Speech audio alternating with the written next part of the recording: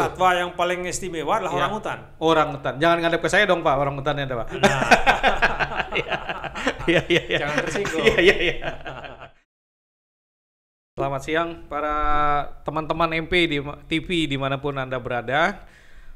Pada siang hari ini kita kedatangan tamu istimewa ya. Itu beliau adalah Pak Yohanes S. Widada. Apa kabar Pak? Baik-baik aja. Luar biasa. Sehat-sehat ya. Sehat meskipun dalam Sana suasana COVID ini ya, Ya. Corona ini ya. Yang penting sehat lah ya. Nah, kalau saya boleh sebutkan di sini Pak Yohanes Widada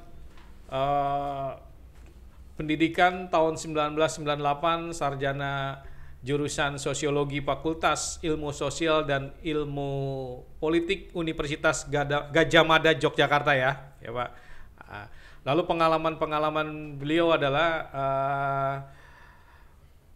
tahun 2018 sampai sekarang Direktur PT Sekonyer Alam Raya, sebuah badan usaha yang bergerak di bidang ekowisata di Taman Nasional Tanjung Puting, Kalimantan Tengah. Tahun 2017 sampai sekarang Ketua Green Borneo Community, sebuah lembaga yang mengintegrasikan pelestarian lingkungan dengan ekoturism di kawasan Taman Nasional Tanjung Puting, Kalimantan Tengah. Lalu 2017 sampai sekarang penasehat komunitas ekoturism komunitas Danau Masorayan ya. Masorayan ya di Kalimantan Tengah yang mengelola sebuah danau dan hutan seluas 3.006 hektar. Ya, luar biasa ini ya di dalam hal-hal di bidang yang sudah digeluti oleh Pak Yohanes ini. Mungkin bisa diceritakan mungkin Pak Yohanes apa namanya taman-taman wisata yang tadi kita sebutkan itu seperti apa sih ya selama ini. Tapi kita mau dengar ceritanya dulu apa namanya setelah COVID ini gimana nih ya, dampaknya ya. Silakan Pak. Betul. Mulai hari ini sebenarnya secara resmi pemerintah sudah membuka bahwa seluruh taman nasional atau objek-objek wisata terutama yang berkaitan dengan kami soal yang berkaitan dengan konservasi udah mulai dibuka. Udah mulai dibuka. Tentu bersamaan dengan yang lain atau ketentuan yang lain juga bahwa pembukaan ini selalu menggunakan protokol kesehatan ya, yang dipersyaratkan oleh pemerintah. Jadi sudah mulai boleh operasi di kota pun juga sudah ada misalnya Taman Nasional Jaya Ancol, Ragunan, kebun binatang dan sebagainya sudah mulai dibuka juga. Nah ini khusus untuk wisata hutan, wisata konservasi, sungai dan sebagainya juga sudah dibuka sebenarnya. Nah memang meskipun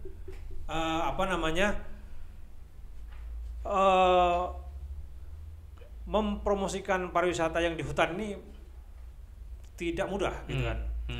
Karena menyampaikan biasanya kalau misalnya hutan ini paling banyak memang pengunjungnya adalah atau wisatawannya adalah wisatawan asing gitu. Jadi pembukaan ini tentu tidak bisa langsung otomatis dibuka. Kalau Ancol sekarang dibuka otomatis rame-rame berdatangan.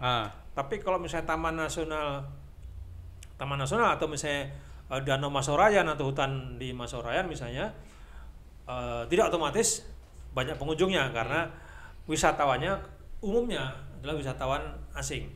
Nah, orang-orang asing seperti Eropa sekarang masih dalam suasana COVID-19 ini. Jadi belum bisa karena ini istilahnya ya kita standby saja.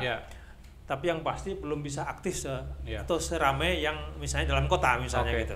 Isinya apa aja sih Pak yang di sana yang menjadi daya tarik untuk wisatawan asing dan lokal ini Pak? Nah, sekali lagi ini kan wisata alam, jadi komoditinya atau daya tariknya adalah satu sungai, hutan, lalu flora fauna lah, satwa terutama, ya kan satwa kalau di sana satwanya apa aja satwa yang paling istimewa adalah orang hutan. Orang hutan, jangan ngadep ke saya dong Pak, orang hutannya ada Pak. Iya. Jangan tersinggung. Iya lanjut Pak. Karena orang hutan itu kecerdasannya nggak jauh beda dengan Pak Yohan.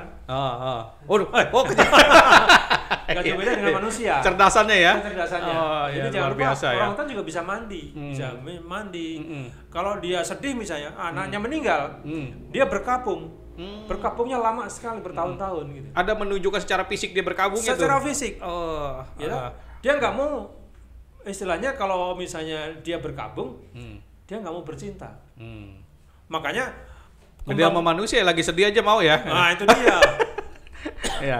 Jadi kalau orang hutan ini, misalnya anaknya meninggal karena kebakaran hutan misalnya, sakit meninggal, kena asap, nah induknya berkabung, induknya sedihnya lama sekali, gitu? Nggak mau kawin-kawin dia, nggak mau bercinta dengan pejantannya, gitu kan, nggak mau hamil lah. Ini menghambat perkembangbiakan.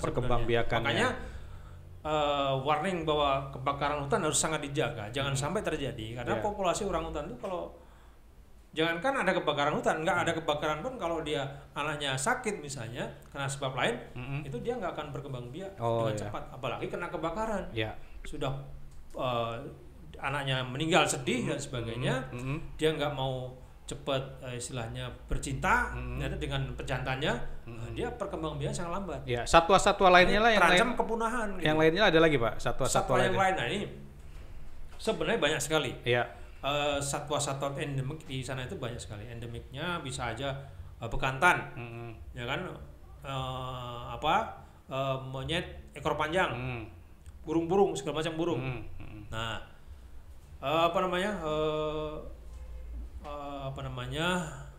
bukan harimau ya, beruang madu. Beruang madu. Itu cukup banyak beruang madu. Dan yang utama apa di sana? Buaya. Jangan coba-coba ya. Buaya sungai, buaya hutan. Kalau buaya sungai di hutan. Kalau buaya darat penting lagi nyuting tuh. Di kota banyak. Di kota. Kalau buaya yang sesungguhnya di Kalimantan, di sungai. Dan hutan itu. Jadi terutama di sungai ya. Kalau mau melihat buaya biasanya malam lebih gampang. Nah, selain tadi satwa itu daya tarik alamnya yang luar biasa ya di sana mungkin Pak ya. Sangat keindahan alamnya itu ya. Keindahan alamnya begitu kita istilahnya kalau kita mau ke sana dari Jakarta terbang 1 jam, pagi sore boleh, atau pagi bisa sore boleh. Sampai sana langsung naik perahu plotok, masuk ke sungai. Nah begitu kita masuk sungai sebenarnya kita udah menikmati perjalanan itu. Gitu. Karena di sungai itulah keindahan bisa kita nikmati. Apalagi kalau misalnya pagi hari misalnya. Untuk wisatawan lokal ya yang ingin berkunjung ke sana, misalnya dari Jakarta atau dari dan sekitarnya ini, mungkin dikasih tahu tips-tipsnya untuk bisa mencapai tempat itu Pak.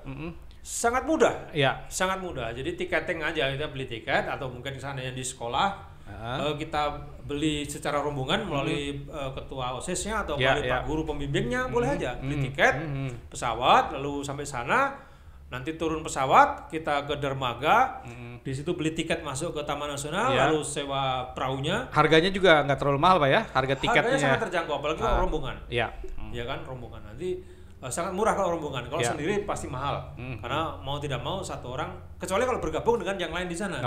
Gitu kan. Jadi nyewa perahunya itu bisa ada. Kalau wisatawan domestik biasanya bisa sehari, atau berangkat pagi subuh gitu kan.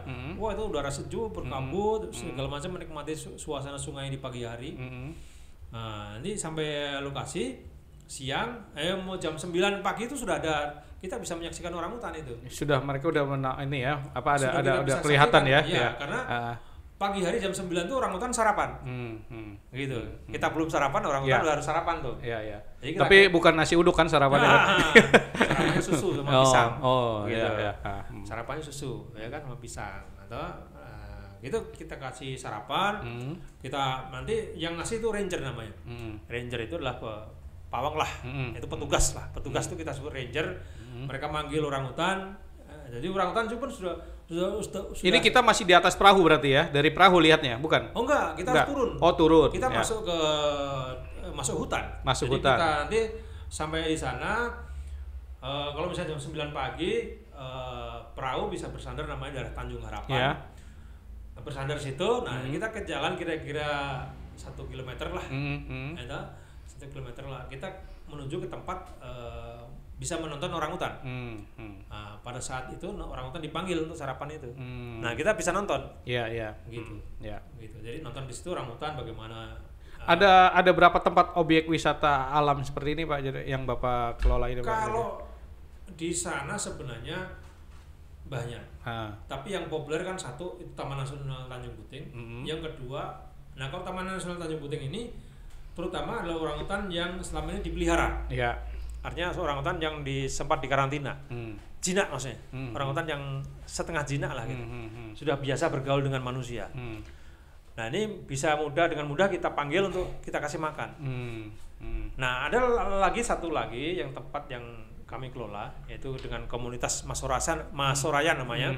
Komunitas karya Masorayan ini berada di daerah Kota Waringin Lama. Kira-kira 30 menit perjalanan dari Pangkalan Bun ya. Dengan kendaraan. Nah, kita sampai ke sana. Di sana kita bisa melihat selain alam sebenarnya ada istana di sana, istana kerajaan, diwarisan kerajaan Kota Waringin zaman dulu. Ini bisa kita lihat istananya. Dari situ kita bisa berangkat ke namanya Danau Masorayan. Danau Masorayan ini kita kelola di sana bersama komunitas di sana.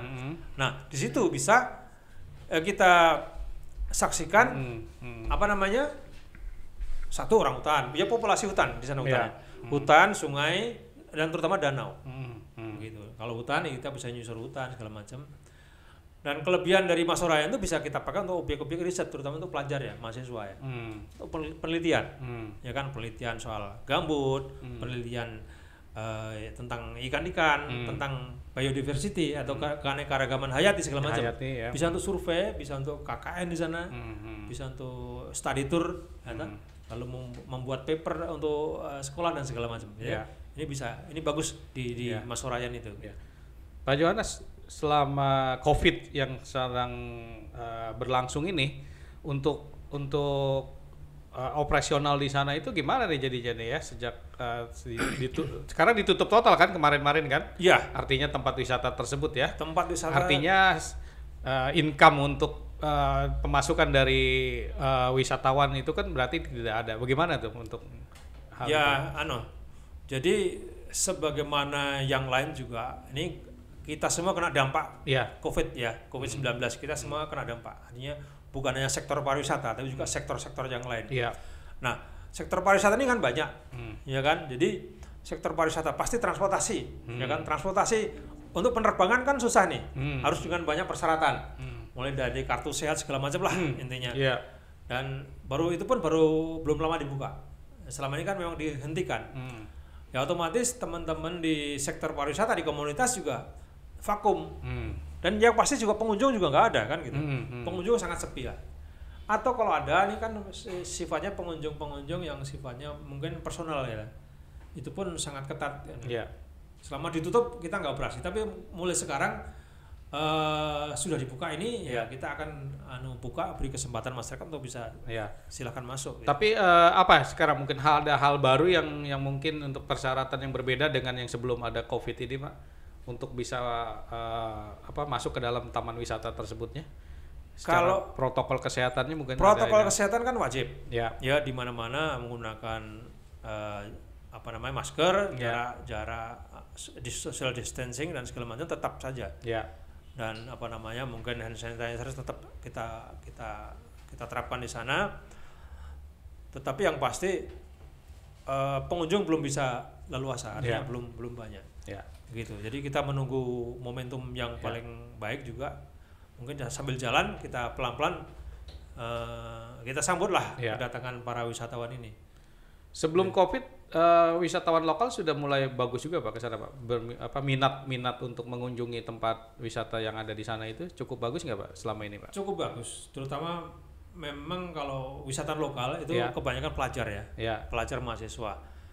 Kalau misalnya, nah ini sebagai perbandingan, untuk Taman Nasional Tanjung Puting selama ini, terutama misalnya data 2018 misalnya, dalam 1 tahun itu ada hampir 30.000 wisatawan.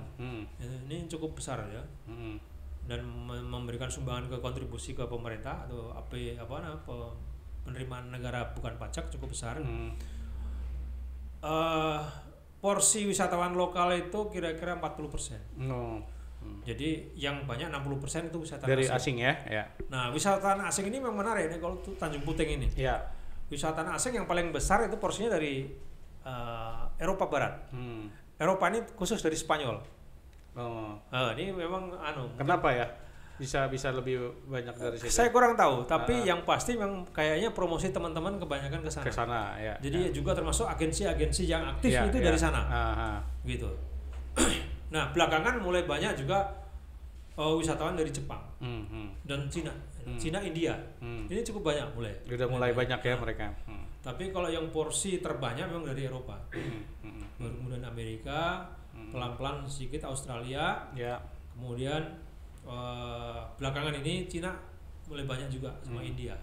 Nah, kembali lagi untuk wisatawan lokal, penerbangan yang dari Pulau Jawa ini dari Bandara Suta itu ada ya penerbangan langsung ke Kalimantan Tengah ini ya berarti ya?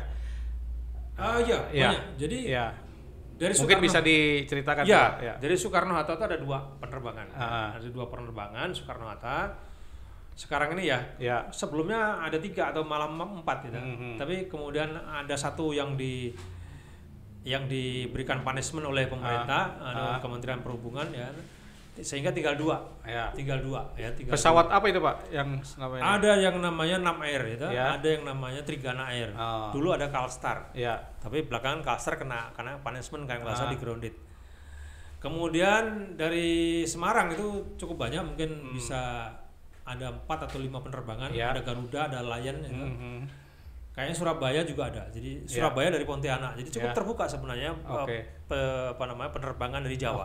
Pak, harapannya Pak, yang terakhir Pak, harapan untuk kedepannya nih dengan adanya new normal ini untuk tempat wisata yang new normal ada di sana ini bagaimana nih Pak? Satu yang pasti yang namanya cara hidup baru atau menjaga kebersihan, menjaga kesehatan itu wajib. Dan dari hari ke hari atau ke depan kita harapkan makin baik. Tetapi tidak mengurangi rasa nyaman untuk berwisata. Gitu. Jadi iklim berwisata, mudah-mudahan transportasinya makin bagus. Kemudian, nah ini kalau di Kalimantan itu orang merasakan bagaimana hidup di Kalimantan, merasakan apa sih yang khas di Kalimantan. Kulinernya, handicraftnya. Menarik tuh ya Pak ya. Nah ini ke depan istilahnya pemerintah juga makin mendorong memperbanyak tumbuhnya pelaku-pelaku usaha di tingkat UKM, sektor pariwisata. Memperbanyak misalnya kuliner. Kuliner khas-khas Kalimantan.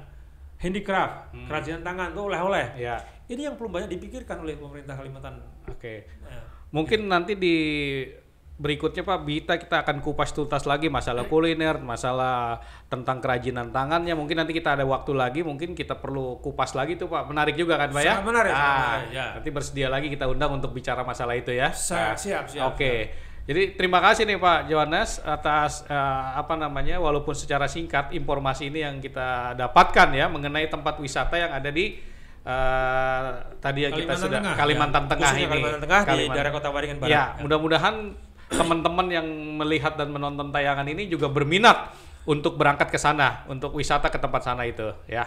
Mudah-mudahan MPTV bisa menyebarluaskan informasi ini terutama di kalangan pelajar, mahasiswa misalnya untuk mendorong wisatawan domestik lebih banyak lagi berkunjung di era new normal ini. Mudah-mudahan geliat wisata kita setelah new normal ini makin bagus ya Pak ya, makin baik. Ekonomi pulih, wisatawan juga pulih. Wisatawan juga pulih, wisata juga bangkit kembali. Bertumbuh dengan baik. Pak, ini ada minuman ini Pak ya, ini Kangen Water namanya Pak. Kangen Water. Nah ini bisa didapatkan di Jalan Jenderal Sudirman ini Pak, di Mi Aceh, Jalan Jenderal Sudirman. Saya berharap ini bagus sekali nih air Kangen Water ini. Saya berharap minuman seperti ini. Harganya berapa ini? Harganya? 5.000 ya. Waduh murah sekali nih, tapi segar banget airnya Pak. Harga tidak menjadi masalah.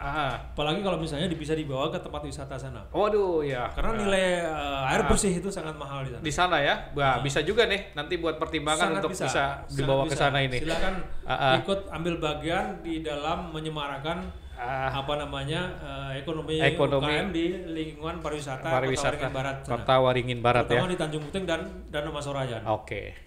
Terima kasih kembali Pak Yohanes ya. Sukses untuk MPTV.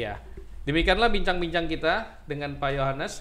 Bagaimana nanti di new normal ini mudah-mudahan geliat pariwisata yang ada di Kalimantan Tengah ini dengan wisata alamnya yang kita melihat satwa dan hutan-hutan yang ada di sana ini semakin baik lagi. Terima kasih.